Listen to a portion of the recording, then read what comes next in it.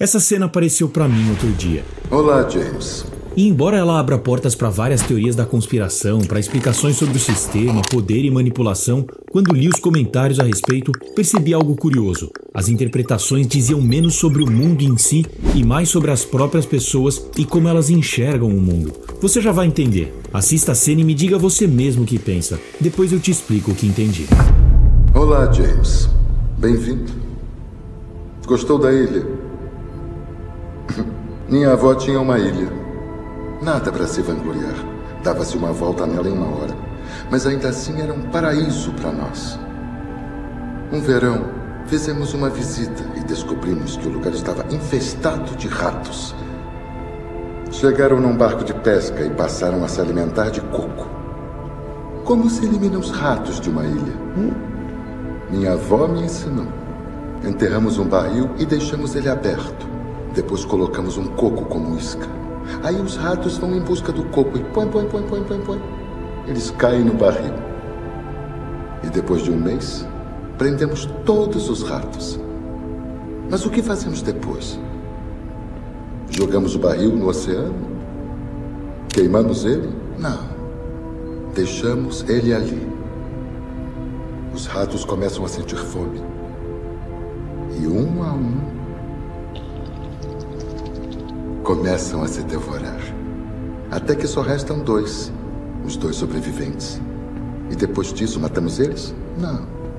Pegamos eles e os soltamos nas árvores. Mas agora eles não comem mais coco. Agora eles só comem rato. Mudamos a natureza deles. Interessante, né? Agora, é evidente que o que essa cena descreve não é apenas um método de extermínio de pragas. Imagino que ao longo da cena, várias teorias devem ter passado pela sua cabeça. Inclusive, fique à vontade para colocar sua interpretação nos comentários. Mas o que será que ela realmente nos mostra? Será que devemos desconfiar de qualquer homem que começa uma conversa com uma história sobre ratos canibais? Que o mundo é cruel e apenas os mais fortes sobrevivem? Que existe um grande esquema nos bastidores controlando tudo? Cada um que assiste a essa cena projeta nela seus próprios fantasmas. Uns veem um retrato da política, outros um modelo do capitalismo, outros uma metáfora da sociedade moderna. E eu posso te garantir que muitos vão ver essa cena e a primeira ideia que vem na cabeça vai ser algo como: isso é o que o STF faz, isso é coisa do PT, esses são os bolsonaristas, essa é a Matrix. Aquelas mesmas acusações de sempre, recicladas em todo e qualquer vídeo na internet, em qualquer discussão, sobre absolutamente qualquer tema. E olha, pode até ser que o que você tem a dizer faça total sentido, pode até ser que você encontre justificativas plausíveis para o que está falando, mas o que quero te mostrar é que talvez essa cena revele algo muito mais profundo do que essa nossa reação imediata de ódio e insatisfação com aquilo que vemos na superfície, com aquilo que vemos e convivemos todos os dias. O que quero dizer é que talvez o mais revelador aqui não seja a cena em si, mas a nossa reação a ela. Porque o que vejo nela não é simplesmente um jogo de ratos, mas um espelho. E o reflexo que esse espelho nos mostra é perturbador.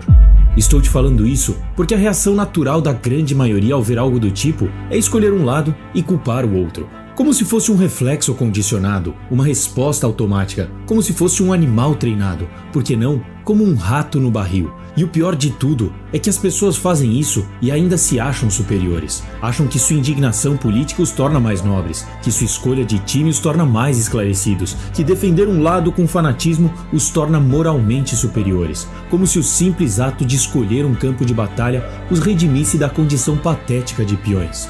Mas vamos dar um passo atrás e pensar. Qual é a ideia de quem colocou os ratos no barril? Não é apenas confiná-los, é dividi-los, criar um conflito entre eles, fazer com que a guerra, que antes era externa, se torne interna, de modo que no final nem seja mais necessário controlá-los, eles mesmos se encarregam disso. Esse é o poder invisível, o controle mais eficiente de todos, aquele que se infiltra dentro da mente dos controlados. E será que isso que estou descrevendo não resume a história da humanidade? Um sistema que precisa de tempos em tempos fazer pequenas correções, realinhar peças, reajustar algumas engrenagens, uma crise aqui, um colapso econômico ali, uma guerra para reconfigurar o tabuleiro. Mas no final, o verdadeiro triunfo do poder não está nessas intervenções ocasionais. Está no fato de que, uma vez moldadas, as próprias peças do jogo sustentam a sua existência. Isso é, os peões já foram treinados para manter o sistema funcionando sem nem perceberem que o fazem. E mais do que isso, eles acreditam que essa é sua real natureza. Acham que a rivalidade, a disputa, a necessidade de destruir o outro para garantir a própria sobrevivência são características inevitáveis do ser humano. Mas e se não forem? E se, assim como os ratos no barril, fomos apenas condicionados a acreditar nisso? Quando mergulhamos mais a fundo, logo percebemos que a lógica do barril não é simplesmente sobre esquerda ou direita, ricos ou pobres, conservadores ou progressistas. A lógica do barril é a lógica da divisão. E essas divisões não se sustentam sozinhas. Elas são projetadas, são incentivadas por aqueles que estão no poder. O que acontece quando fechamos os ratos dentro do barril? Na prática, estamos usando sua própria natureza contra eles mesmos. E o que isso significa? Significa que o desespero, o instinto de sobrevivência e, nesse caso específico, a fome, podem ser manipulados para moldar o comportamento. E esse é o ponto crucial. Não importa o que você deseje, se eu controlar o ambiente, eu controlo como você sacia esse desejo. Os ratos querem sobreviver, mas dentro do barril há apenas uma forma de fazer isso: devorando uns aos outros. E o sistema não aparece como uma forma de te impedir de ter fome. Ele está aí para garantir que a única forma de saciá-la seja do jeito que ele quer. E enquanto estamos ocupados correndo atrás de migalhas, brigando por ideologias e atacando uns aos outros, o verdadeiro jogo continua. Imagine se os ratos se unissem. Eles voltariam a se multiplicar, voltariam a se espalhar, voltariam a ser um problema. Mas enquanto eles estiverem ocupados se destruindo, não existe nenhuma ameaça ao poder naquela ilha. Já dizia Maquiavel, quer se manter no poder? Divida quem te dá o poder. É assim que os grandes estrategistas controlam sociedades. Eles não precisam reprimir revoltas ou esmagar opositores com força bruta. Basta garantir que as massas nunca encontrem um inimigo comum. Enquanto a sociedade está ocupada brigando entre si, enquanto cada um está convencido de que o outro lado é o verdadeiro problema, enquanto os ratos continuam devorando uns aos outros, o jogo de poder continua. Agora olha ao seu redor. Quantas coisas nos dividem?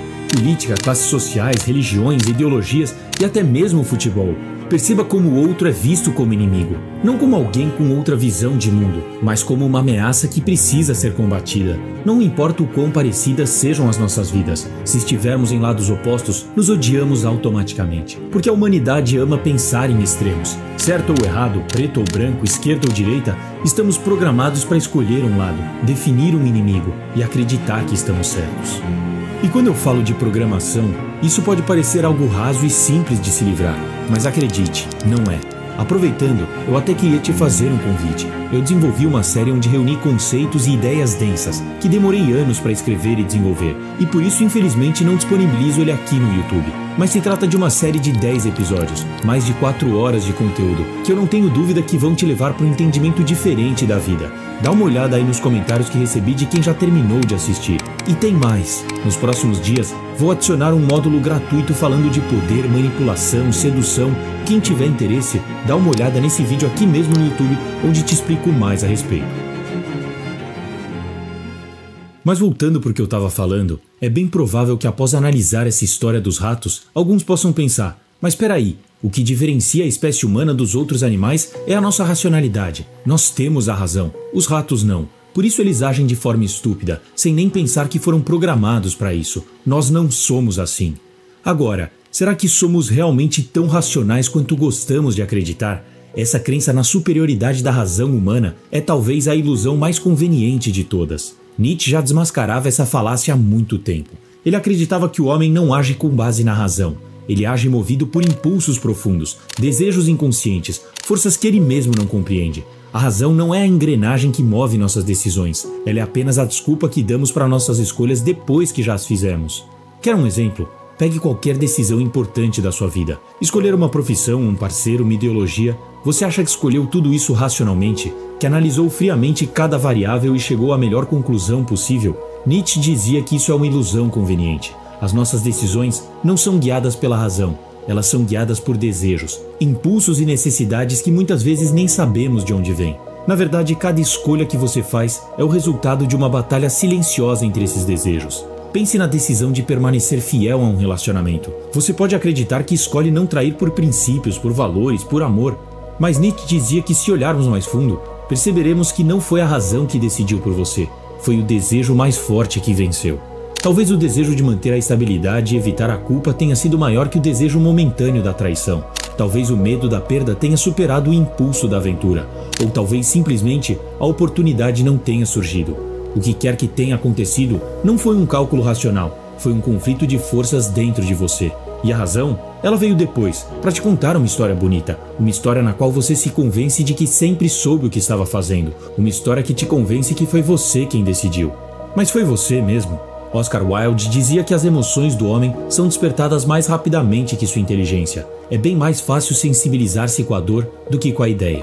Tudo me leva a crer que em algum nível Nietzsche e Wilde tinham razão. Afinal, é exatamente assim que somos manipulados. O barril em que estamos presos não precisa ser de aço. Pode ser feito de medo, de indignação, de revolta, porque a verdade é que não pensamos, nós reagimos. Alguém aciona um gatilho emocional e você responde. Alguém te ameaça com miséria e você trabalha feito um condenado. Alguém te diz que seu grupo está sob ataque e você revida. Alguém aponta um inimigo e você, sem hesitar, o transforma no centro da sua raiva. Isso é racionalidade? Ou isso é exatamente o que os ratos fazem no barril? Os ratos reagem à fome, e a fome os levou a se devorarem. Mas os humanos têm fomes mais sofisticadas, fomes que o sistema aprendeu a usar contra nós. A fome por aceitação nos torna conformistas, a fome por status nos torna competitivos, a fome por riqueza e poder nos torna previsíveis, a fome por segurança nos torna submissos, a fome por sentido nos torna presas fáceis para qualquer narrativa que pareça preencher o vazio. Uma fome que é moldada pelo próprio ambiente em que estamos inseridos. E quando olhamos para trás, nossa natureza já mudou. O problema é que nós nunca percebemos que fomos programados, e enquanto os ratos são presos pelo estômago, nós somos presos pelas emoções. Eis que surge a questão: se os ratos se alimentavam de cocos, mas o barril os condicionou, fazendo eles esquecerem do que eram antes, e quando finalmente são soltos, já nem se lembram mais dos cocos? E nós? O que éramos nossos cocos? O que nos nutria antes de sermos jogados nesse barril? O que éramos antes de começar a nos devorar? Será que um dia vamos lembrar? Sinceramente, eu não sei.